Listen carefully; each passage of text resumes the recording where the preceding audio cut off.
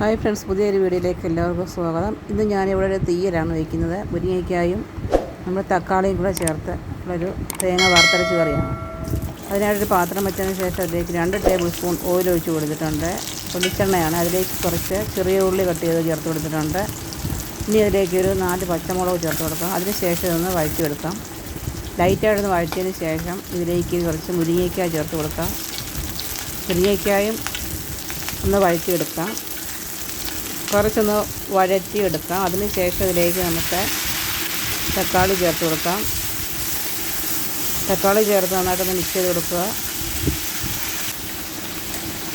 അതിന് ശേഷം ഇതിലേക്ക് ചേർത്ത് കൊടുക്കുന്നത് ഉപ്പാണ്. ആവശ്യത്തിനുള്ള ഉപ്പ് ചേർത്ത് കൊടുക്കാം.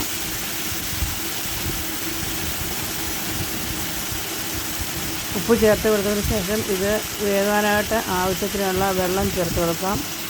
ഞാനിപ്പോൾ ഇവിടെ 1 കപ്പ് വെള്ളം ചേർത്ത് കൊടുത്തിട്ടുണ്ട്. വെള്ളം ചേർത്തതിന് ശേഷം ഇത് അടച്ച് വെച്ച് വേവിക്കാം. അപ്പോഴത്തേക്കും ഇത് തേങ്ങ വറുത്തരച്ചാണ് കറി വയ്ക്കുന്നത്. അതിന് നമുക്ക് തേങ്ങ എന്ന് വറക്കാം. അതിനായിട്ട് ഒരു പാനിലേക്ക് കുറച്ച് തേങ്ങ ചേർത്ത് കൊടുത്തിട്ടുണ്ട്. ഒരു തേങ്ങയുടെ ഹാഫ് ഞാൻ എടുത്തിട്ടുണ്ട്. അതൊന്ന് വറുത്തെടുക്കാം. ഗ്യാസ് കുറച്ച് വെച്ചതിന് ശേഷം വേണം വറുത്തെടുക്കാനായിട്ട്.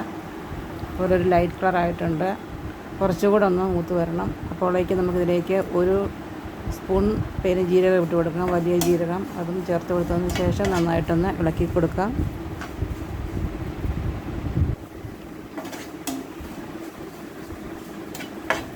ഇപ്പോൾ നമ്മുടെ കൂട്ടിപ്പോഴൊന്ന് ഫ്രൈ ആയിട്ടുണ്ട്. ഇതിലേക്ക് ഇനിയും ചേർത്ത് കൊടുക്കാൻ പോകുന്നത് നന്നായിട്ട് ചുമന്ന് വന്നിട്ടുണ്ട്.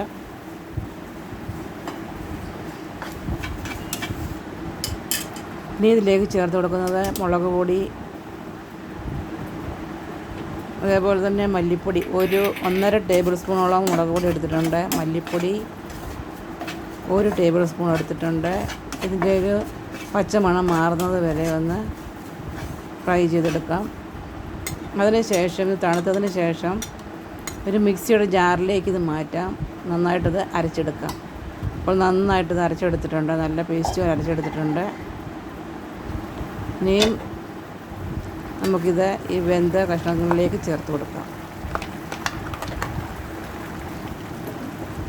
മുരിങ്ങയ്ക്കാകെ നന്നായിട്ട് വെന്തിട്ടുണ്ട്. ഇതിലേക്ക് ചേർത്ത് കൊടുക്കാം. ചേർത്ത് കൊടുത്തതിന് ശേഷം ആവശ്യത്തിന് വെള്ളം കൂടെ ചേർത്ത് കൊടുക്കാം. ഒരുപാട് വെള്ളം ചേർത്തിട്ടുണ്ട്. കുറച്ച് വെള്ളം ഒഴിച്ച് കൊടുത്താൽ മതി. അതിന് ശേഷം ആവശ്യമെങ്കിൽ വീണ്ടും ഉപ്പ് ചേർത്ത് കൊടുക്കാം. ഉപ്പ് ആദ്യം ചേർത്തിട്ടുണ്ട്. വേണമെങ്കിൽ വീണ്ടും ചേർത്ത് കൊടുക്കാം.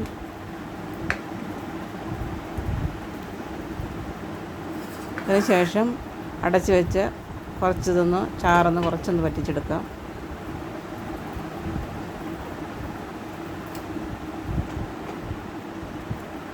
ഇപ്പോൾ അത് കുറച്ച് ചാറൊക്കെ ഒന്ന് കുറുകി വന്നിട്ടുണ്ട്.